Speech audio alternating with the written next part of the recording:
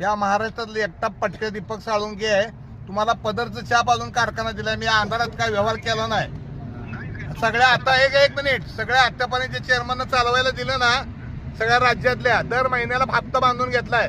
ही फाकडा एकटा 10 वर्ष कारखाना जपला स्वतःच्या लेकरासारखा. नट बोल्ट हलू दिलं नाही. माझ्यावर टीका झाल्या, मोडलीमला नेला, इकडे नेला. तुम्ही जेव्हा कारखाना बघितला तेव्हा तुम्ही मला सांगितले की आबा हाय असं सगळं असं आहे.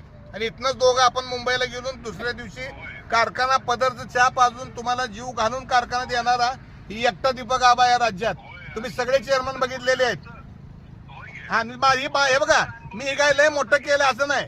मी चांगले जे पोटी जन्म घेतलेला माणूस आहे म्हणून मी चांगलं वागतोय. माझी तुम्हाला विनंती आहे की आपण कुठं प्रतिष्ठा न करता मागच्या वेळेचे जर 100 एक मिनिट, मागच्या वेळेचे 100 जर अगोदर आपण जमा केले असते ही चालू करायच्या आधी, तर आपल्याला या लोकांनी आपलं ऐकलं असतं. आता थोडीशी कसं होतंय, ही सगळी संघटनेची माणसं आहे ती, ही सगळी ऊस उत्पादक आहे ती. एक तर अगोदर बोलून गेले. आता तुम्ही मला सांगितले की एक पाळी बंद व्हायला लागली. का बंद व्हायला लागली? तरी 2800 रुपयानं आपली पाळी बंद व्हायला लागली. मी सगळा अंदाज घेतला. माझी तुम्हाला विनंती आहे की तुम्ही थोडासा विचार करा. तुम्ही अडचणीत आहात मला माहिती आहे, तोट्यात कारखाना चालू आहे हे पण मला माहिती आहे. पण शेवटी आपल्याला हे युनिट चालवायला तुम्ही एक कॉन्फिडन्स म्हणून घेतलाय. हे चालवल्यामुळं तुमच्या आयुष्यामध्ये फार मोठी कलाटणी मिळाली आहे सांगोल्यामुळे.